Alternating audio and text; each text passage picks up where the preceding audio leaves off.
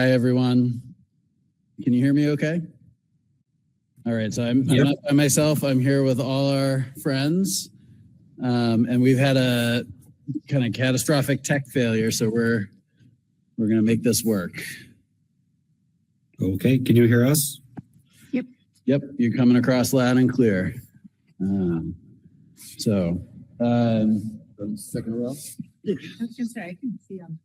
Yeah, it's easy. Perfect. Okay, All right. to you. Welcome to the February 19th Mount Mansfield Union Unified School District Finance and Facilities Committee meeting.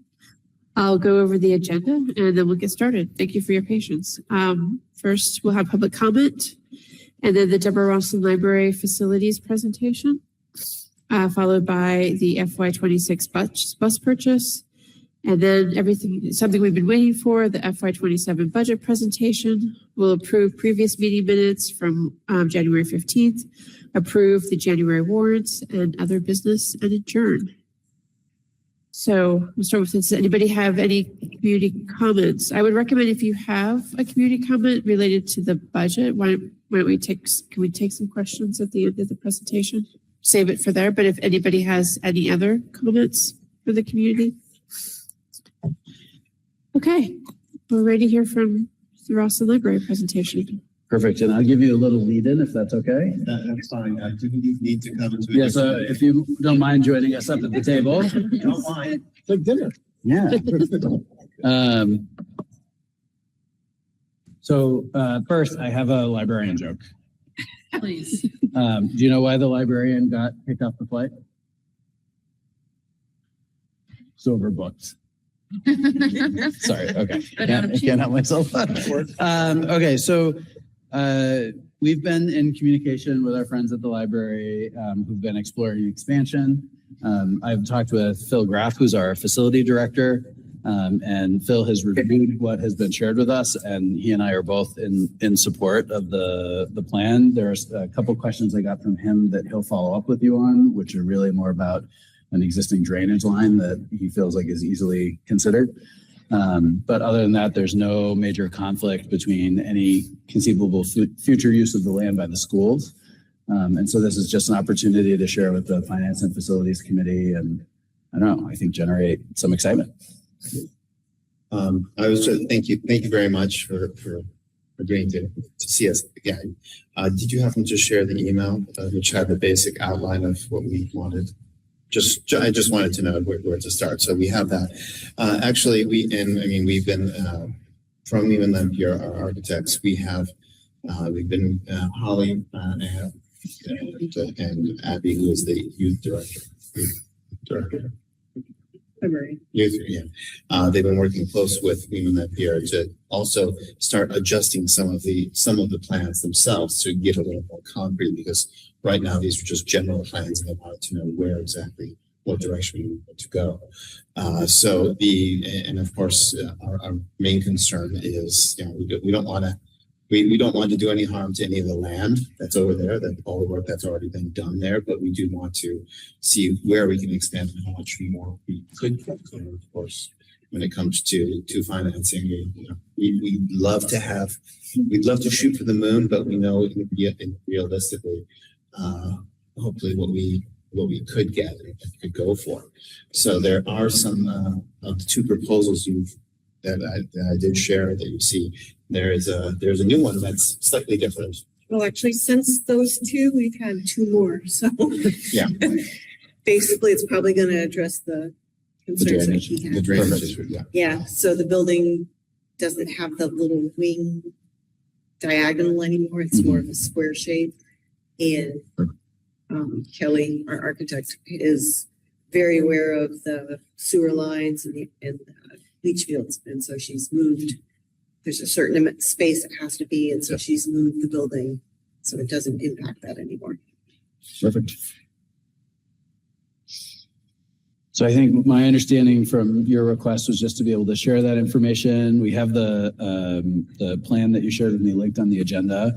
And then I don't know if board members have any questions or anything, but at some point you're going to need a formal motion of support from us, not tonight, but in the future. Correct, because also, once we once there's a final plan, of course, we want to share with you a final plan, is that we would need to look again at our lease agreement with the school district to make sure that the boundaries are amended accordingly. When's the current lease through?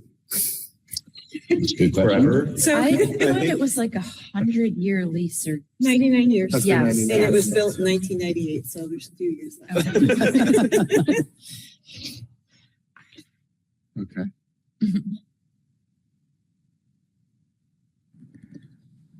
I had some questions. It looked like the building was going to encroach onto one of our stormwater treatment practices. Has that been vetted yet? And or is this just very preliminary? It is, so Steve, it's John, and that was noticed by Phil, and that's something that he was going to reach out to our friends at the library to make sure was addressed. And everything is still pretty preliminary, so there's plenty of time to address those kind of pieces. Yeah, just in my world, like stormwater, making sure it's not going to affect our ability to hit our, our 3-acre rule, and then there's also our wastewater system. Those would be my two concerns in future wastewater. But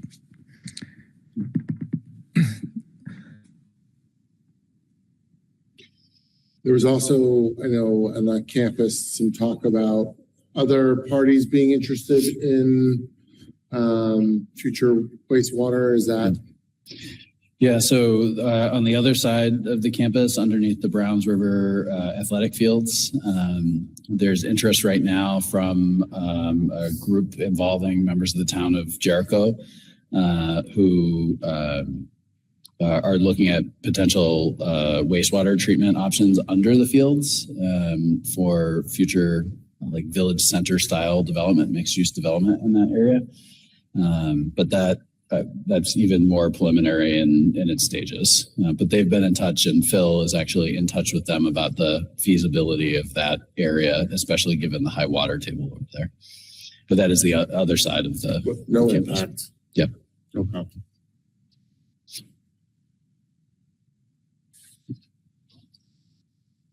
it's too preliminary for me to have questions. I think. I think Just The library, as so you can ask Ali any questions outside of the Sorry, Kevin? yeah, thanks, Lisa. I mean, in general, I think the district has just been very conservative with, anyone coming in asking for use of or land, right? We tend to think of it as like this is a forever decision that we're making on behalf of the district. And, we take I think historically we've taken a very serious and a very conservative approach on it. This one seems like something that I can definitely support. But I just think we need to be very thoughtful about all the, what if scenarios that the district might someday want to use that land for, and not make a knee-jerk decision because it's exciting and it's awesome to see that the library is expanding, but also just think about, land. Once you give it up and you put something on it, like that's it. So, we're making that decision for years to come. that's a good point. And we'll definitely, as the architect is moving through, she's going to present to the board tonight. They're going to say yes or no towards the design. Then we're going to get community input to see what the community thinks about it as well. But we'll just, we'll keep, as plans pop up, we'll send it to committee. The most recent plan just landed on my desk yesterday. So not a whole lot of time on that one. Is there anything else that you both need from us tonight? Well, there was also on the request, there was the question about, explore the geothermal energy. Yeah. We're looking And at we wanted to know if you would be interested in also to be part of that. We don't have any costs or anything. No. It's just the geothermal person has said that it's a good area to do it in. Mm-hmm. Yeah, so that one I can answer. We're in the middle of our own facilities audit right now and major systems and plants audit. So that's, again, something we I can follow up with you on as we do that work. Sure, definitely. Just, sorry, what's the timing? What, if everything goes perfectly, you're considering you would break ground. 27 end of 2028. Yeah. We want to spend a good almost a year doing fundraising. Yep. We have a projected cost based on these plans of a little over 5 million. So we're going to do fundraising and then we'll have to do a bond vote. It's a ways out yet. Okay. That's helpful. Thank you. One more question, regarding parking. I think that comes up pretty often, right? And sometimes there's plenty of parking in that area. Other times there's dance, library event, school event, lots of soccer stuff going on. Do you guys anticipate, more parking usage and any plan to address that? I think probably the increase is going to be mostly our evening hours and our weekend hours and during summer programming. So I don't think the size of the building is going to impact the parking that much. We're really looking at adding a lot more meeting space than what we have right now because that's what the community is looking for the most. And staff workspace, which staff is not going to change. And aside from that, it's also there are community members who have even been asking to say they'd like to run some programs too. So having more space would be hopefully more programming, not specific that the library or the librarians would run, but we would provide the space for it too. So it's again, those kinds of things would probably be in the evenings, weekends. Right.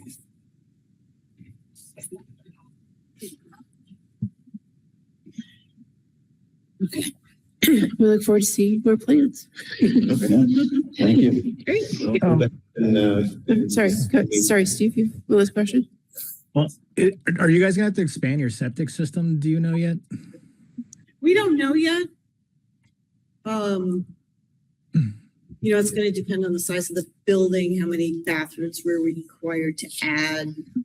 We know we will definitely add at least one more bathroom that's more ADA accessible than what we currently have because it's changed since our building was built. Yeah, the bathrooms don't necessarily dictate that. It's the use and how the use changes that dictates it. The reason I asked, looking at the site plan that's been laid out, your existing septic system and our existing septic system probably don't meet current rules, especially within that distance to the infiltration pond. The infiltration basin setbacks I think are 100 feet. It's either 75 or 100 feet. I don't know off the top of my head.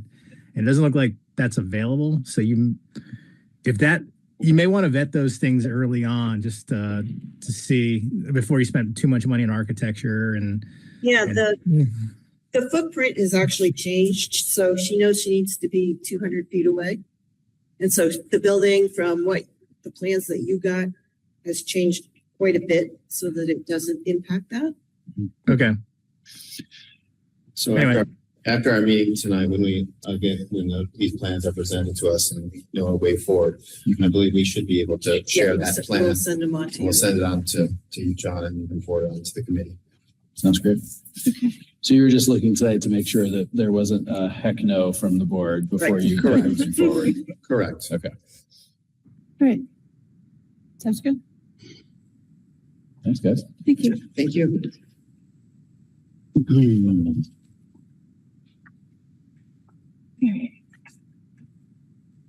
Buses. Hopefully this is a quick one for us, I think, so we can get to the main event.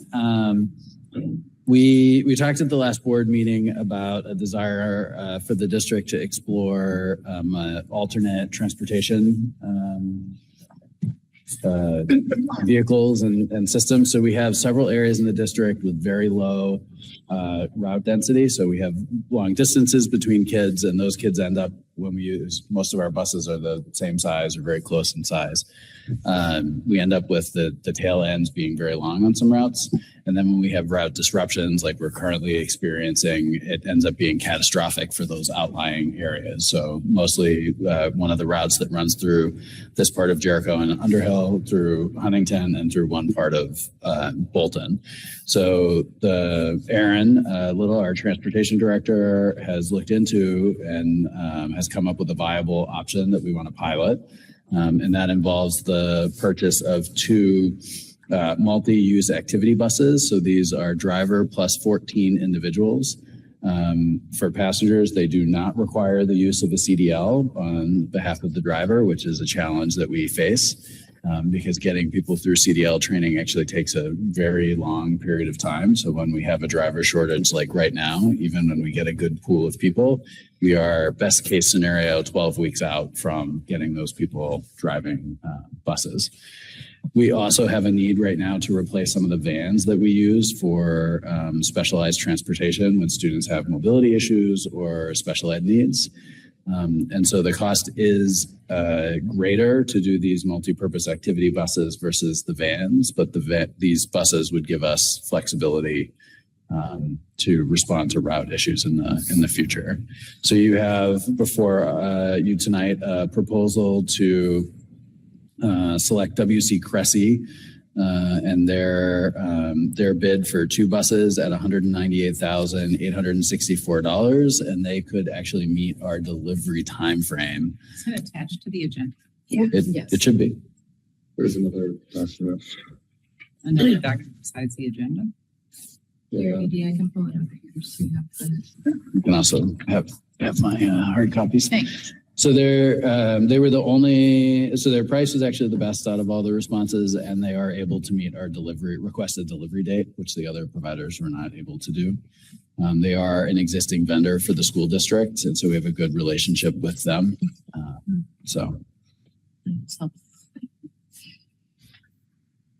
The other part of this purchase, so this is coming to you because it's these 2 buses were not part of the budget. And we are in a budget freeze right now. And so what Nicole and I would like to recommend is that we move forward with the purchase as recommended in the documents, and that we do it out of our operating budget right now, because which we know now if we make this purchase, we're very likely to come back to you at the end of the year and ask for another transfer from the fund balance. But we just don't know how much that transfer would be at this point, and it's conceivable it would be less than the $198,000. So we'd like to wait for the spring to actually make that transfer. So this is a little bit of a 1-2. Approve the purchases now, and then as we get closer to the end of the financial year, make a transfer from the fund balance.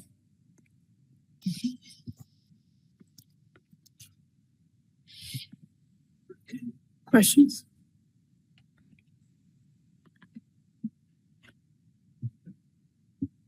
Yeah, I mean, I got a couple. One, I'm just gonna preface this by stepping out of board role and just give a shout out to the transportation department. I think they were really responsive to me as a parent, and I really appreciated the understanding and effort that was made to get kids to school on time from Huntington. It was a very simple, just get to school earlier, and that seems to have worked. So I think this is great. I think this is something that I've been asking about for a long, long time, and probably overdue. I think there's 2 concerns that I have. One is that I have asked for a lot of data about ridership, and I feel like we are operating in a crisis mode again. And I guess really, why haven't we gotten the ridership data? I think that there's a perception oftentimes for people about buses looking empty, and I think ridership data would really do a lot to help people understand the full need of the transportation system. right now I'm a little, I'm struggling because we put two buses back, full-size buses back into the mix, which in a very tight budget year, and now we're going to be pinching us, it looks like a little bit again from this year, which will have ripple effects. And so, is this something where we have to put away the two full-size buses for next year to be able to afford this? Because I also wonder, is this a model that we're going to move forward with? And do we need to be on the cycle with as many buses that we have? And maybe if we're reducing our total number of buses and buying more smaller buses, that we wouldn't have that need. So I guess my initial response, or my initial feeling is, yes, let's do this.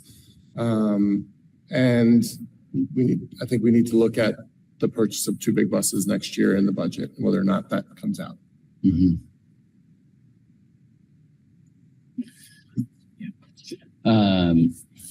So great questions.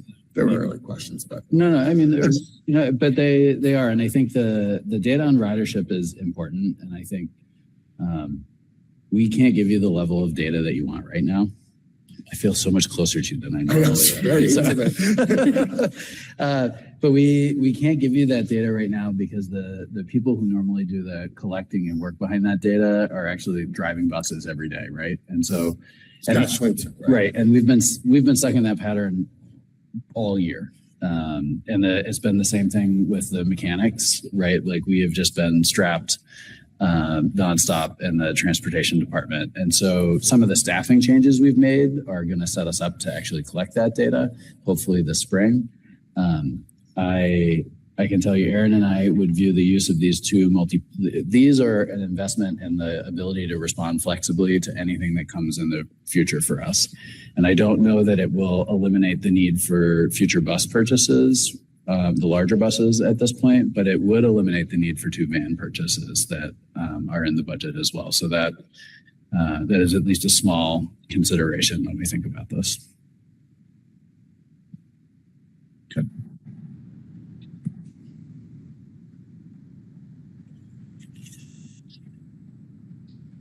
Anybody else?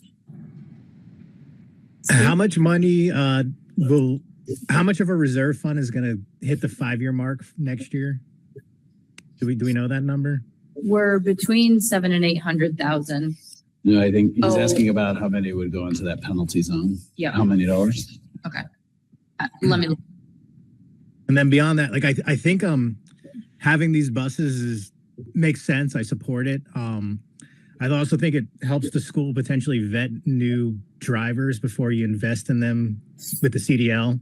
Mm-hmm. And it could also mean that we transfer away from some of the bigger bus purchases in the future, if it makes sense, or if we can optimize our routes to do so, if it makes sense. But yeah, would the conversation be to change next year's, like, does this have to be handled in this year's budget, or can it possibly be handled in next year's budget if we do alter the bus purchase, I guess? Like, does it have to be handled with reserve funds this year? Yes. Okay. It'll be an FY26 expenditure, especially if we take delivery of the buses before 6:30. Okay. But we could potentially then, if we did eliminate a bus next year, add that back to the reserve fund if we needed to, if there was reserve funds generated from, okay. Yeah, so you could, in theory, next year elect not to purchase one of the two buses or three buses in the budget and transfer some of that money into the capital reserve. And I think for me, honestly, that's a conversation that really should come back to the data that Ethan was referencing earlier. So my hope with all of this is not just to stabilize the routes for student experience, but also to stabilize the staffing end of it so that we can get that data and make data-informed decisions. Okay. But Steve, you asked about whether this has to happen this year. Mm-hmm. Or it could happen next year. And I don't know that we truly answered that. That's true. Thank you. So this purchase could happen this year or next year. The challenge that we have right now is that, so this year we've just been able to come up with a plan to get mornings taken care of on the routes that we've consolidated, but afternoons are still not. And we have been perpetually existing in a place of the entire route network being on the brink of collapse due to staffing. And so absent something like this, that condition is likely to persist through the end of the year, and we'll just white knuckle it to the end of the year. This purchase would then give us the flexibility to prevent or at least respond if we have to start running one of our other routes and prevent interruption for kids. It's the strong desire for Aaron and I and for Nicole to make the purchase this year so that we can stabilize the system that way. And we have been super hesitant to request the use of reserve funds. So I think that actually speaks loudly to how important we think it is. To circle back to Steve's question, it's about 350,000. Mm-hmm.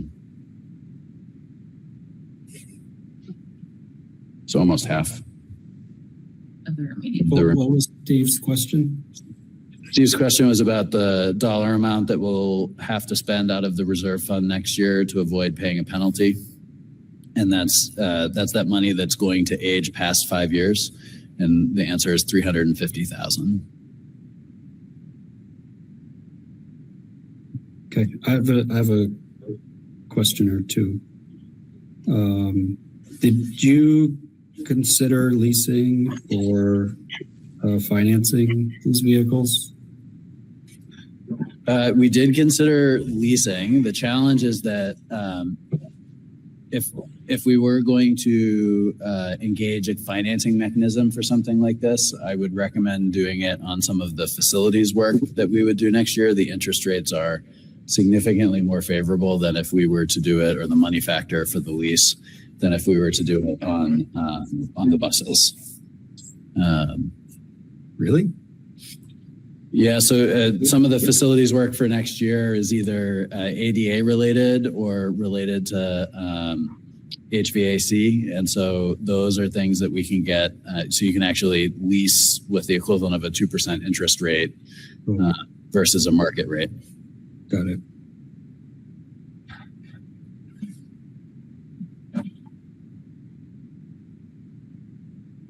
Would entering into a lease on a bus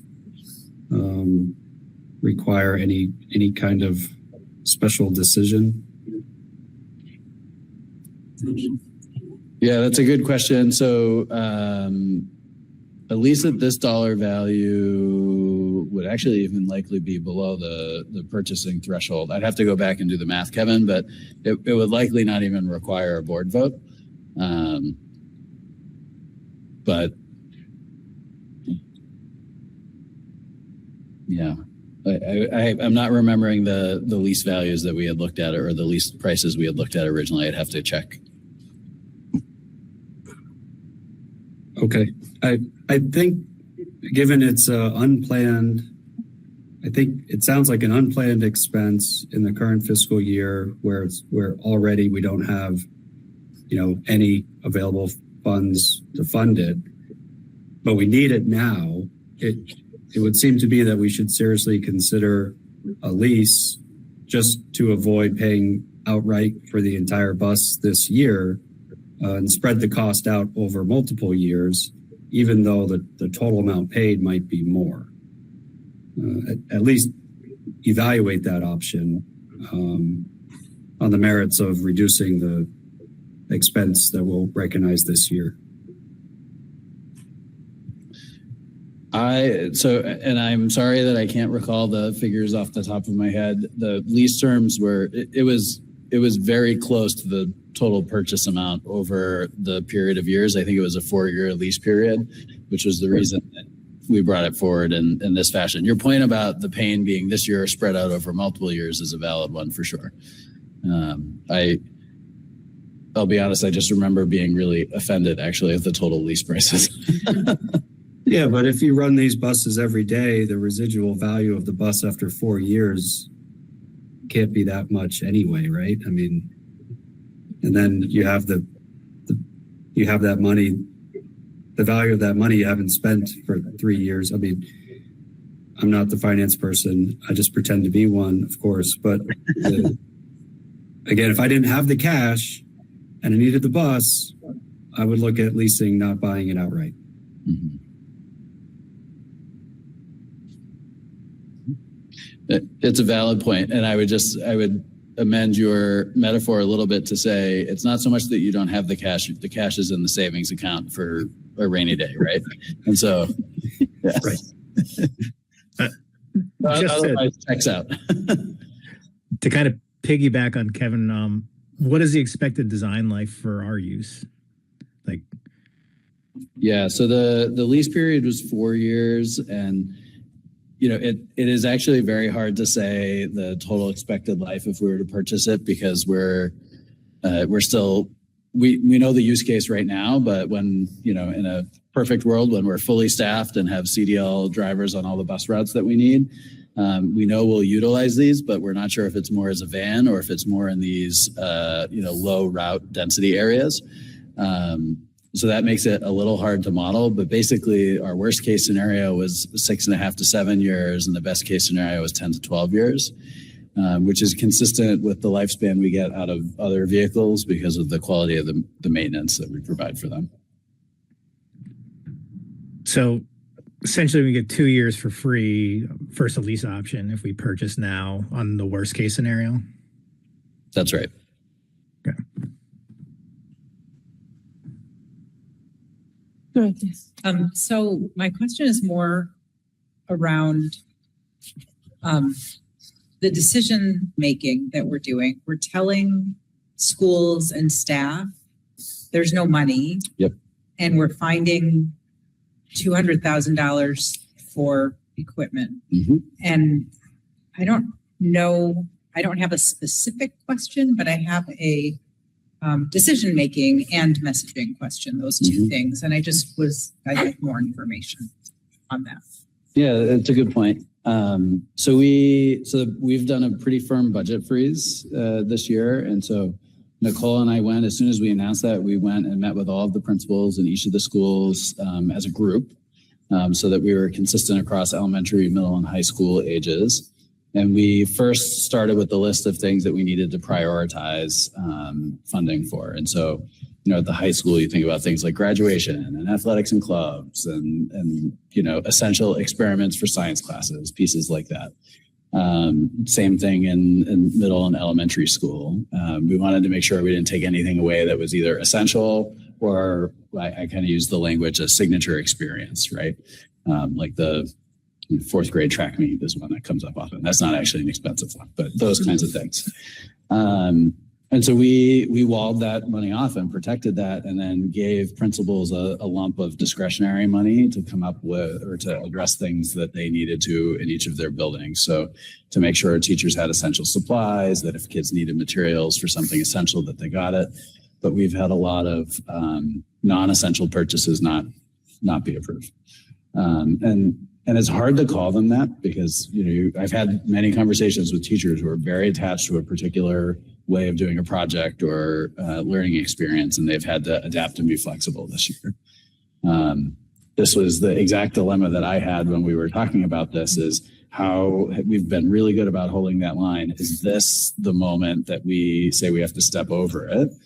And for me, it really just comes down to part of what we do as a district is, it's almost like a promise. We will help get you there. And we have students that we're failing to live up to for that right now.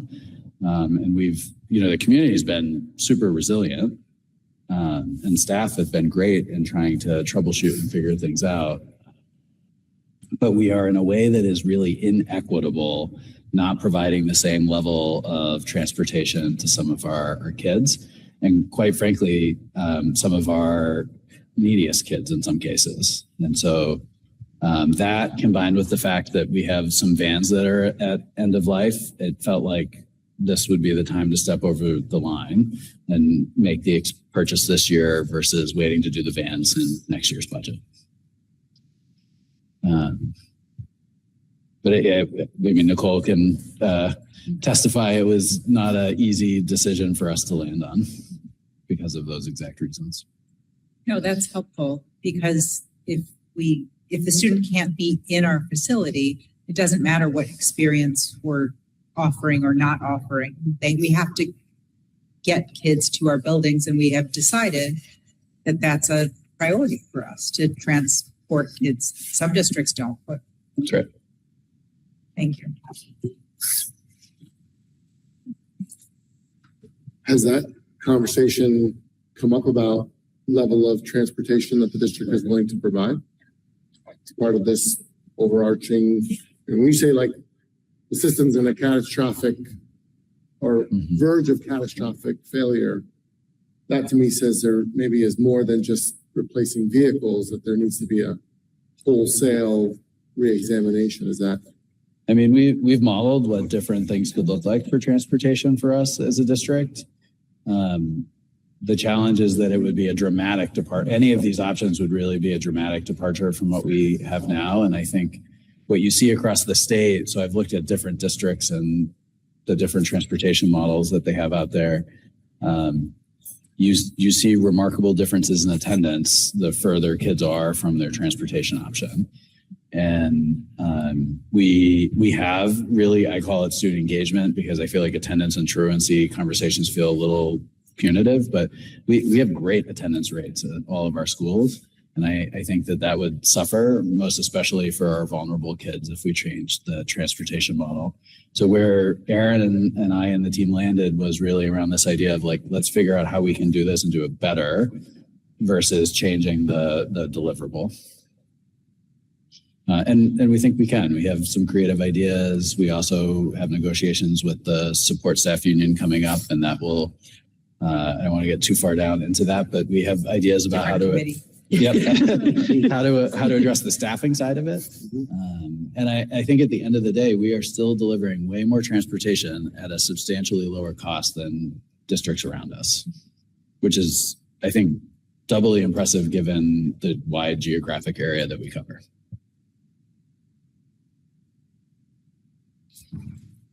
Okay, any other questions?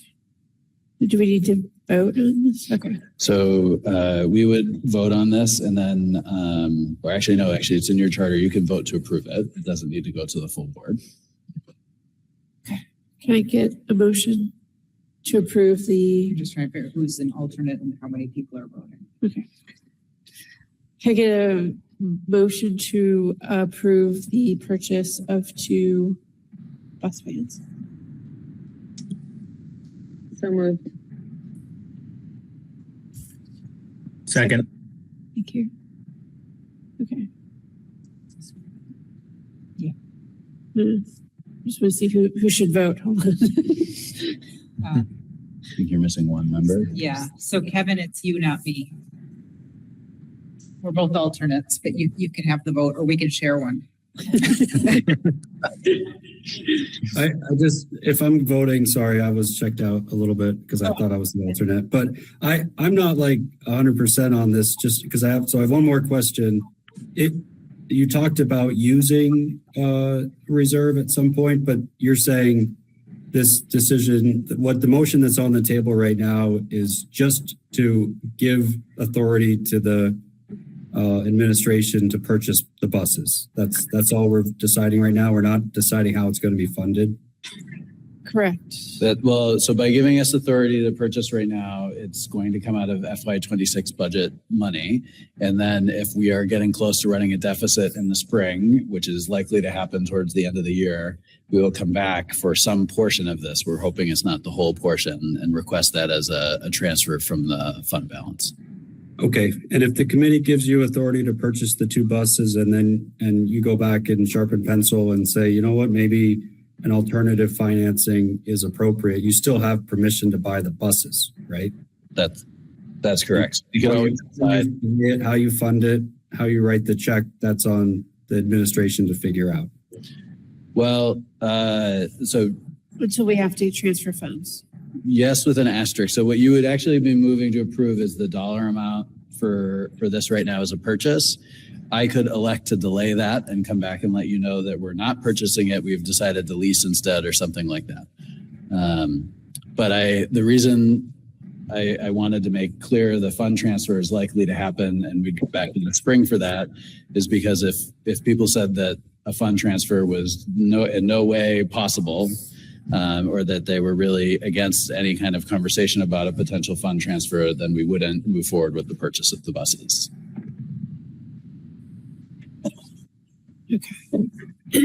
Okay, so the motion that says something like authorize the administration to purchase the buses up to a dollar value. So the motion would be to approve the purchase of 2 buses from WC Cressy for $198,864.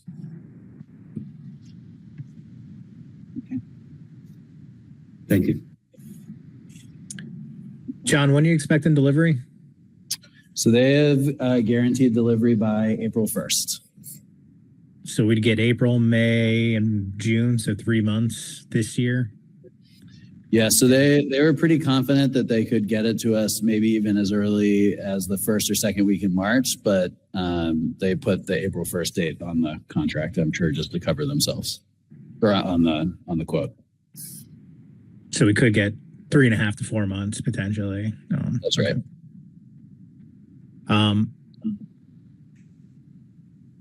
And you feel confident that this could be integrated into part of a long-term transportation plan?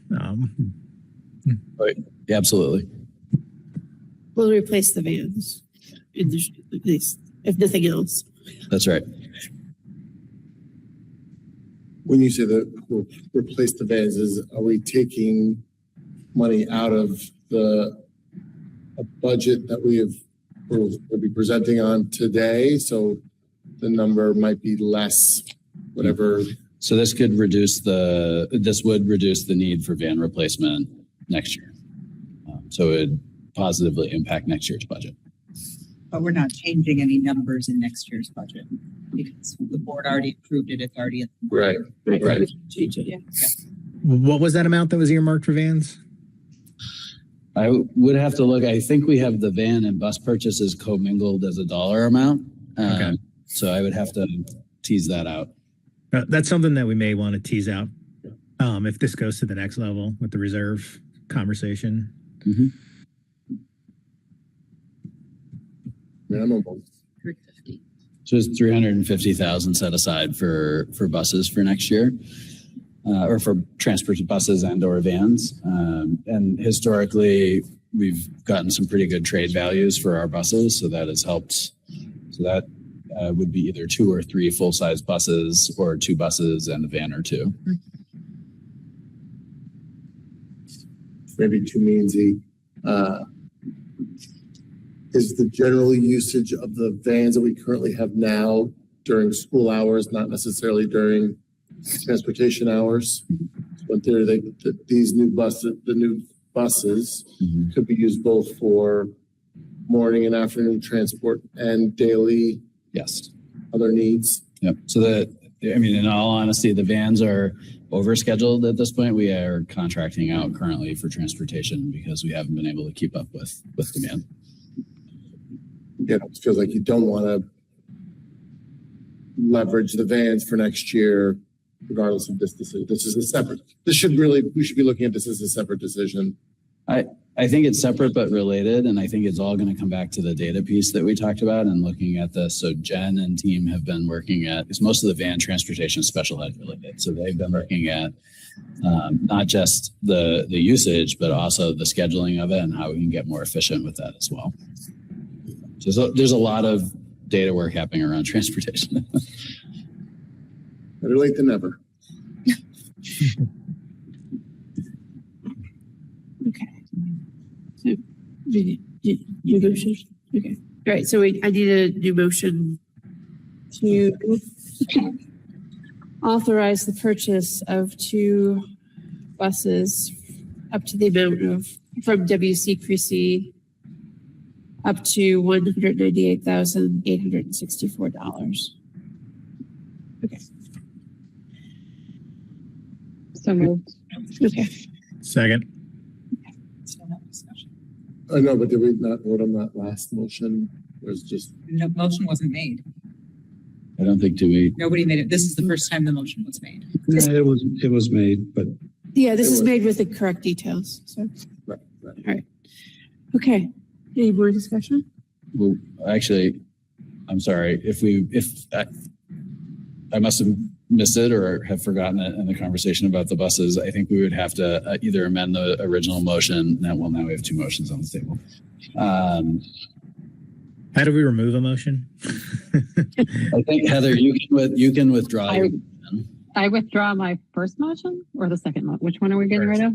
The first motion. I withdraw the first motion. And then Steve, I think you have to consent to that as the person who seconded it. I consent. Does that feel right? Okay. All right. Okay, sorry about that. All right, all in favor? I, Aye.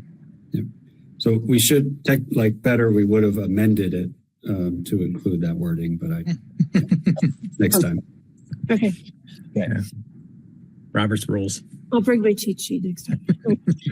Well, for the record, I'm never going to say that I have a quick item ever again. All right. All right. It looks like Brett's got a setup and we want to. Oh. Could we just have 1 minute for transition to get back on the big screen so we're not all staring at my computer screen? I double booked my meetings tonight, so I have another meeting at 7. So I am going to have to leave. You have another alternate All here. right, Edie, you're on the hook. Luckily. So, All right, thank you. okay. All right. Thanks, Heather. Bye.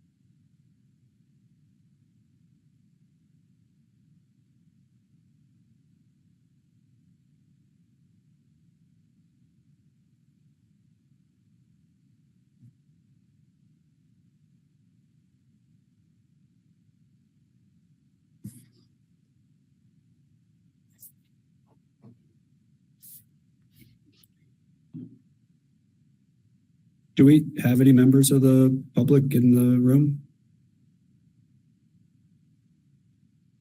We do not. Do we have an echo? Can you hear us okay? And not online either. Okay. So, Can you hear us, Kevin? yeah, we can hear you. I can hear you. Can you hear me? We can. Okay. I mean, there have been times when we would do something like this and we didn't have anybody there and we just kind of went through the presentation because it was being recorded and made it available. I think we also sometimes already had a recording available, so there wasn't like a need to run through it. But I would just say, like, if there's nobody here who hasn't already seen the presentation and doesn't have any questions about the presentation, it seems kind of strange to go through it as a group. If we have a recording of it already, yes. Yes, we have a recording of it already. So we have a recording of the full budget presentation. There are a couple details that have changed since then. And so they're still close enough to accurate, but because the way this always works is that the math will continue changing and evolving right up until July 1, basically. So I think you would be fine to go that route, or if you wanted, we could just do a review of the changes briefly. I think There's there's speed sessions. and then can we state the record in case someone is watching this recording thinking they're going to get the budget presentation, which meeting they should refer to for the budget presentation. So what we can do is actually when we publish this, we can link the just to the video of that budget presentation. Perfect. Yeah. Okay. So then let me.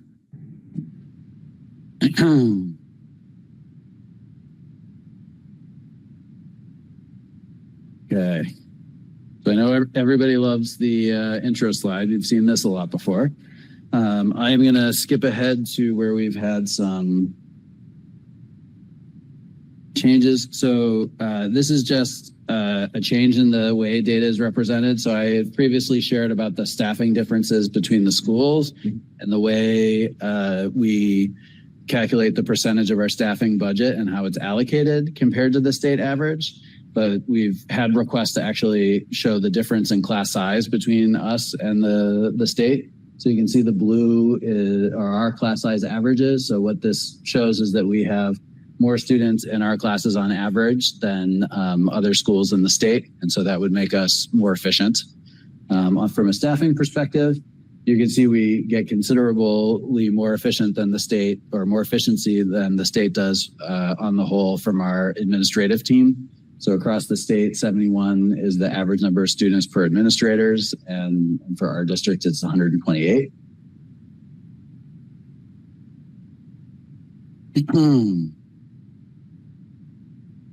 I'm going to fast forward then. I ask one question just about staffing and averages. Is there data or any snapshot that would let us compare against like Chittenden County versus the entire state? No. There's not. Well, so I'm sure that data exists somewhere. The agency hasn't been able to make it available to us on a basis like that. And honestly, this data doesn't come from the agency. This is backwards engineered from the federal database. So the feds get the data from the state and we're able to pull it from them. So instead of speed scrolling through the slides, I'm going to jump ahead. Is this the right one, Nicole? Yeah. Okay. Okay. So sorry, just get it in front of me. Just visually here for folks, just showing a comparison of the 5-year budget, overall budget. So in blue, we have total budget. In orange, in the top left, we have ed spending, just so folks can see that trend compared with the bottom right, which is a trend in the tax rates. Again, we've been through this, but big thing to focus on with the tax rate dips like we were seeing in 23 and 24, largely driven by surplus in the ed fund. Because in the top left, you see a consistent increase, modest increase in ed spending and overall total budget, but that's really what's driving sort of some of the inconsistency in the tax rate is the ed fund and the impact on the yield. Could I just ask Nicole, could you just do the elevator pitch version of what the difference between ed spending and total spending is? Correct. Yes. So total spending, our total budget in the blue are for FY27 is the total dollars that the district expects to spend or plans to spend to educate students. What the orange is the difference between orange is net of any outside revenue sources from the ed fund. So we receive state transportation from the state outside of the ed fund. We receive special ed income outside of the ed fund, tuition, interest income, etc. All of those are revenue sources outside of what we get from the ed fund. So in FY27, while our total expenditures are 64.9 million, what we need from the ed fund is just the 55.066 million. And I'll say, so there's a lot of factors that play into the education spending number that we don't have any control over. And so the big one for us is actually Medicaid reimbursement, or I'd say one of the biggest ones is Medicaid reimbursement. And that has been on the decline for years. And we have actually seen a sharp decline going into this next year. So for this year, there's been more than $400,000 shortfall in Medicaid reimbursements compared to our historical averages. And it's not an error, it's just a change in the reimbursement. And the real challenge for us is these are not for elective services that we offer. These reimbursements are supposed to help us offset the costs of things we are required to do related to special education. And so the requirement is still there, but the reimbursements are falling significantly. The services for which we can bill Medicaid for are going down. So that was my question. So the services are no longer billable because of a federal change, because of a state change? And is it the reimbursement rate that's different, or? I think it's more correctly tied to the services that we can bill for. I'll admit I'm not the Medicaid billing clerk specialist, but that's the information that's shared with me. Right. So I can answer big picture and we can get more detailed information if you want, but basically the services we can bill for. So the answer is yes, kind of all of the above. The services we can bill for have changed. The rules around billing specifics. So for example, some of the rules around paraprofessionals have changed dramatically and would actually require us to do things that would not serve students well in order to make them eligible for reimbursement. And so in those situations, we've chosen not to do what we essentially feel like is malpractice to get eligible for reimbursement. And then in general, the reimbursement rates have been reduced over time. Your favorite. Okay, tax rate. We've been through this, so I'm going to try to keep it high level for folks, but please ask specific questions as you have them. The homestead tax rate, so that is the portion of the tax rate that the district is responsible for, is increasing by 9.47% or 14 cents.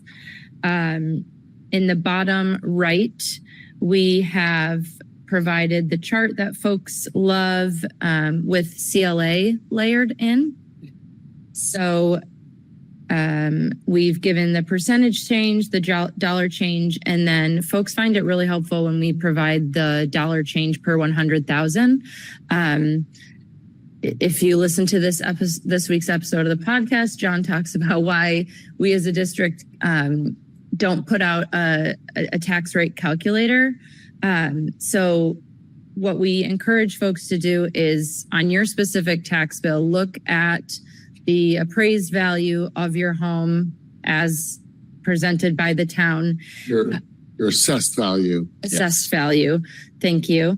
And then you can use this change per 100,000 to look at your individual specific situations and how this budget will impact you.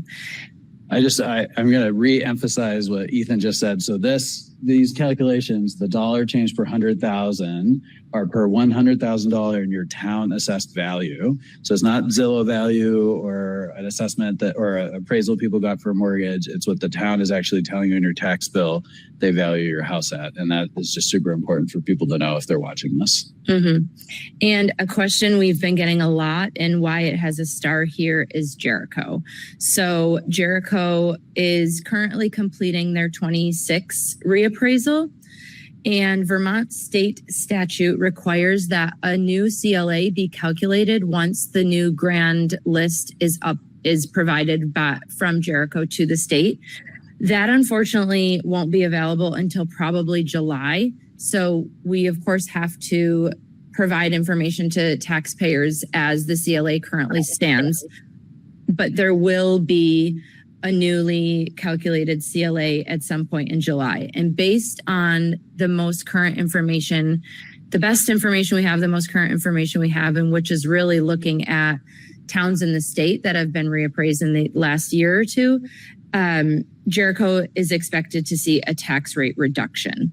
So at a minimum, if the CLA that you see here, 79% goes to 100%, because we really do feel that 100% would be the minimum, that would be a 3-cent tax rate reduction for the town of Jericho.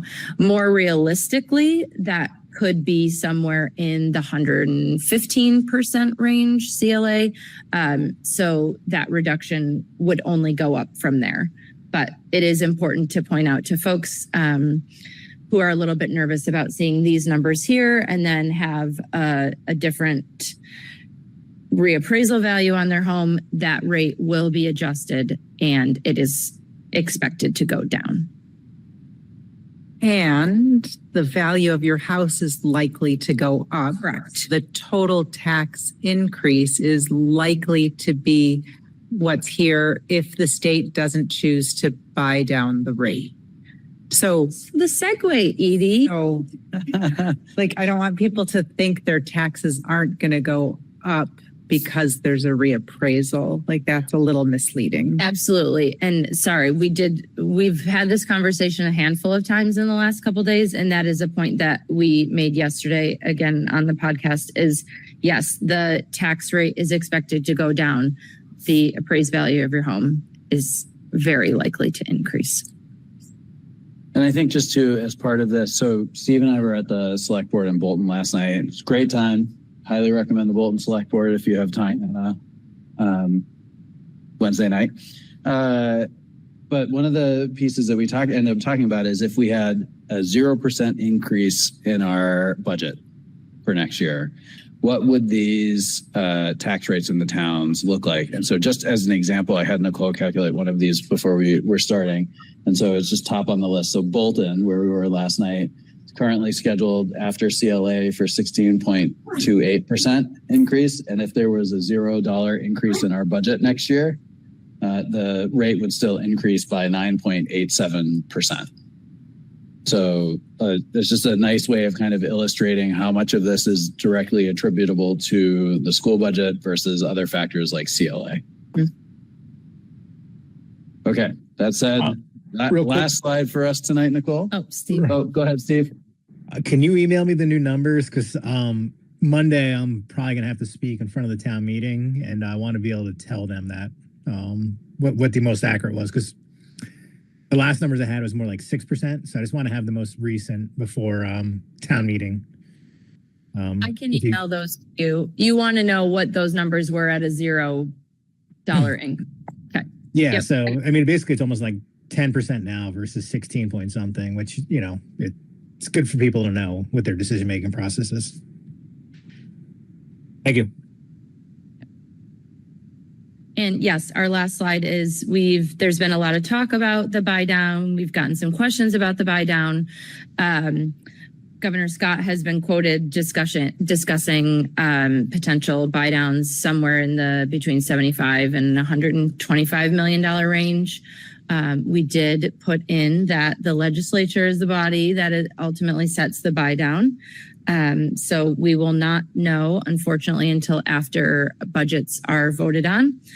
And while we can't model a buy down specifically because we do not have all of the information that the state has available, the state did put out a recent modeling of what the $75 million buy down would look like, and it was approximately a 50% decrease in the proposed homestead tax rate. So, are you sure about that? Yes. Yeah, so it goes from 14 cents to 7 cents with the modeling information the agency gave us. So the proposed increase would be 50% less, but the tax rate wouldn't cut in half with $75 million. It would drive up the yield. So we get a new yield, which I don't remember off the top of my head. I could find it in my email. I might be misreading what this says. I apologize. But if the state invests $75 million, my tax rate would drop 50%. over what's Over proposed. what's proposed. And it's the district's homestead tax rate, not the town tax rate after CLA. Right. Well, what do you mean proposed? One that we have in our, So instead of a 14%, so your tax rate would be a 7% increase in your tax rate. That's Right. So the modeling for this, Kevin, was, so right now we're at a 14-cent increase in the district homestead tax rate. And it would go to 7 cents. Okay, the increase would be cut in half, Yeah. not that's the right. rate itself. Okay. That's Yes, correctly. It says the rate, just to be clear. Sorry, Kevin. Instead of 1.6713, it'd be about 1.60. Okay, okay. Yes. I think, But that slide should say 50% reduction in the Increase. in tax rate. For 50% decrease. Yeah. Okay. So It'd be great to get a Numbers gal. I'm not a words gal. Can I oh, yep. have a question? I just, Want the slide back up? no, I don't. So let's just say this legislature decides to buy down the cost of education. Next year, we would be faced with a similar or, well, a higher budget likely than we have this year. And we would be artificially suppressing, which we did last year the year before and the year before. and the year before. So 5 years. Yep. So, and we have no control over that, right? Right to your legislators and the governor. Okay. That's the control. But as a district, we couldn't say, nah, thanks. We don't want that. We'll just eat it now. And okay.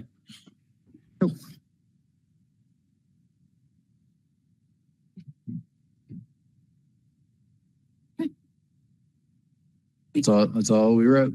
all right. Can I get a motion to approve the meeting minutes from January 15th? So moved. Second, All in favor? aye. Aye. Okay, can I get a motion to approve the January warrants? So moved. Second. All in favor? Or are there any discussion before? Sometimes there are questions. All right, all in favor? Aye. Aye. Okay, is there any other business? All right. Can I get a motion to adjourn? So moved. Second. All in favor? Aye. Thank you very Aye. much, guys. Thanks, everyone. Thank you. you.